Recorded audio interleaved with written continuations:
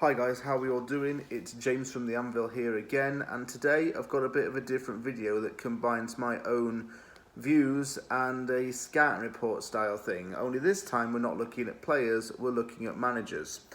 David Moyes' job is under threat due to West Ham's poor form to the start of the season, and with the season around 8 games in now, West Ham's looking like it's in trouble. So there are rumours that Moyes could end up being replaced. There are many unemployed coaches out there who could easily take this position at West Ham and maybe change things up a bit. And I think changing things up a bit is the key emphasis. Moyes' refusal to make tactical changes or to freshen up his side have worked to his detriment, causing stale players to be overplayed and even creating a false sense of entitlement in players, thinking they can just play for nothing. So when things like this don't happen and results aren't going your way, your club will tend to look for a new manager. I have thought of 4 coaches that could potentially replace David Moyes. 2 of them you will have heard of, the other 2 I don't think you will have heard of, and that's what makes this video interesting. So, in typical from the Anvil fashion, I want you to get your popcorn out, get your drinks, get your candy, and tune in. Okay, the first manager is a man who earned his craft in South America and earned a reputation in South America for being a very successful coach. Having retired very young as a player, he has had a coaching career that spanned over 30 years. He's managed international teams and managed some of the best players in the world. This man is, of course, Jorge Sampaoli. Sampaoli is a student of fellow compatriot Marcelo Bielsa. Bielsa even said about Sampaoli, and I quote, "Sampaoli does not compromise because he has the power to adapt. That definitely makes him better than me." Adaptation is a big part of Sampaoli's managerial style. And why this would help West Ham is because not only would it involve player rotation, but it would involve different systems in different situations, especially when on the ball. Sampaoli has been known to adapt to 4-3-3, although he has deployed a 3-5-2. He head coached Chile during the 2014 World Cup and used his 3-5-2 formation. This allowed attacks to build up from the middle, and also allow players to drop deeper when need be. In Chile's example, the 2 players that were dropped deep were Gary Medel and Arturo Vidal. This was when it was off the ball and going into a defensive structure. Going forward, he would encourage Vidal to attack the ball more. He would encourage Aaron Gunis to go centrally. And Mauricio Isla and Jean Beausejour to go wide. So ultimately, he likes his team to push up as well when it's on the ball, because this helps everybody out. He also wants his team to make space. And I think making space is key. And it's okay doing that, but you need to know what to do in the space. Sampaoli encourages his players to get into wider spaces to gain more momentum onto the ball. This is what he did while he was managing in Brazil. He coached Santos and Atletico Mineiro. Of these teams, he still adopted the 4-3-3, but he occasionally went 4-2-3-1 and even 3-4-3. He became a more possession-based coach when he was in Brazil, and this would help West Ham because we need to be better in possession. But it wasn't really always working because a lot of Brazilian players don't like to keep the ball. They like to move it a lot faster. And it's something that he tried to use, and it worked sometimes, and it did help. And thanks to this, he ended up moving back to Europe to become the manager of Marseille, where he replaced Andre Villas-Boas. For his possession-based football, he uses an aggressive press. He wants to recover the ball as quickly as possible so that he can launch an attack, which is very good thing to have. You want to add that pressure on as soon as you get the ball back, and you want to get the ball very well organised, the team coordinated well. Sampaoli's very good at those things. Adaptation, coordination and cooperation are what he strives for in his formations. And he's not afraid to change it. So he's one coach I would look at. Being 62 years old is not something that I would be against. Don't forget, Moyes is only 3 years younger than him. Sampaoli is a very good manager at the end of the day. And he hasn't managed Chile and Argentina for nothing. Bear in mind, Argentina job is one of the biggest in South America as well as possibly the world. You don't get that job for nothing. Second coach is someone who really made a good reputation for himself in Germany, Domenico Tedesco, who was managing RB Leipzig. RB Leipzig is considered one of Europe's core teams in youth production. Unfortunately for Tedesco, things weren't always going to plan while he was there. He replaced Jesse Marsch as the manager of Leipzig, and he's been very successful. One thing that is very different is he likes to use wing backs. He likes to play the 3-4-1-2 formation a lot. This isn't a very West Ham formation. We're not used to playing two up top, and we don't always play with wing backs. But he wants to resemble what Julian Nagelsmann did in the same way. It's very hard for him, I think, in some ways, because he's had to change what Jesse Marsch did. Marsch employed the 4-2-3-1, but it wasn't good enough because fullbacks couldn't get forward in space. Having the 3-4-1-2 allowed wing-backs to extra support.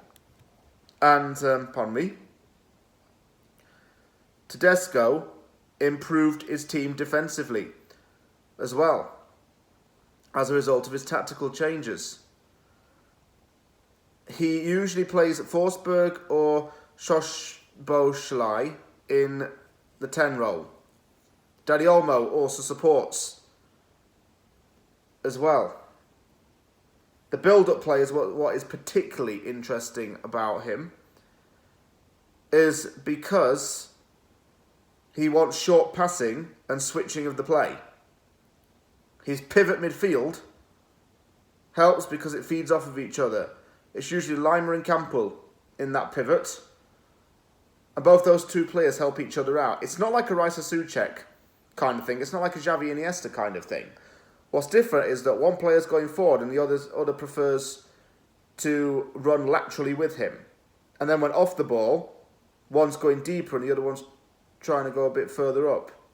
So it's a very fluid system that Tedesco plays, but it's worked for Leipzig. He's managed to improve his players by putting them in more forward roles. I think that's what we need to do at West Ham with some players, but not all of them.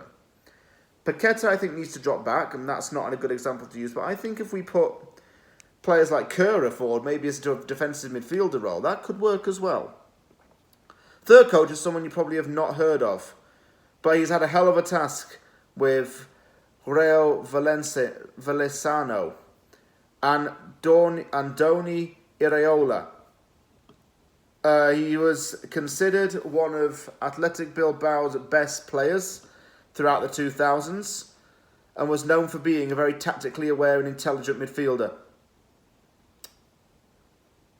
He's been one of the best young coaches in Spain.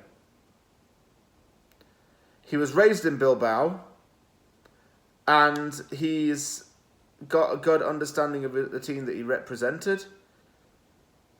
But he always gets the best out of his team for other reasons. Because he's got a bit of a cult of personality here. He made sure that he was always a privilege to coach and a privilege to work as under a player. Similar to how Mark Noble was, a privilege to have known him. As a manager, he just demands respect and trust from his players.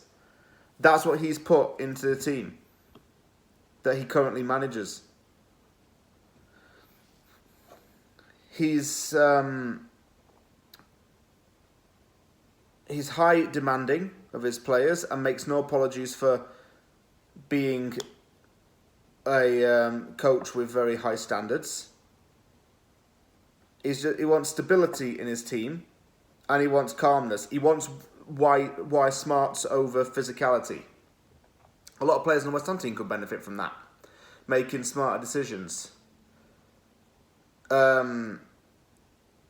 He's been lucky enough to be mentored by people such as Jordi Cruyff, and he quietly works his way around the club into improving it.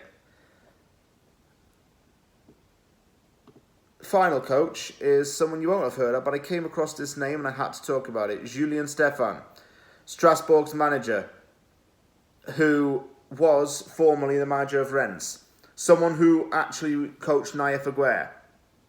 Just bear that in mind. Now, unfortunately, Aguirre will not have good things to say about Stephan because Stephan did not have a good spell at Rennes, but at Strasbourg, he was seen as a riskier appointment. He just wanted to be judged there. At Rennes, he did the 4-2-3, won the 4-4-2, and he applied this same thing at Strasbourg. He likes to be unpredictable with his tactics and keeps his opponent second guessing. He gets good defensive coverage in there, and he has good transition. In terms of the defensive solidity, their goals against record was 41.6 last season, which was 4th best in Ligue 1. He improved the team defensively by making sure that the defence could adopt to a deeper role and not trying to tap the ball. He didn't want ball-playing defenders, he wanted solid defenders. And he wanted more pressure to be added onto oppositions. He did this by narrowing the channels with low blocks and everyone running in towards each other. It was like a C shape, coming around like a C shape, like this. So players will be like 1, 2, 3, 4, 5, block. I think that works better, actually, because you're narrowing it down. It's very simple. His attacking players help players such as Habib Diallo. It helped players such as Kevin Gamero, Ludovic Ahorque, who all of those players had a combined total of 34 goals. He wants his team to attack set pieces as well in a different way. He wants a player to go into the 6-yard box, 1 player on the outside, and 5 still in the box to do whatever with it. Because of this, he wants Strasbourg to challenge for European football. And it's working. He's put unique and intelligent style on this on the team that he's currently with. And I really think he's a very underrated manager. So who would I go for out of these? I have 2. Jorge Sampaoli, I think, will be very good. And also, I think the Stephan fella, because he'd be one of those, like Hansen Huttel was appointed at Southampton, no one really knew about him. One of those kind of people. And if you give him a chance and they can really get the team to gel, we might have something good going on. I'm not Moyes out, I want to state that. But if the worst does come to the worst, these are some names I'd look for. Thank you very much for watching this video. If you liked the video, give it a thumbs up and don't forget to sub for more content. Take care, everybody, and I will see you all soon. I hope to get back to doing regular videos as well.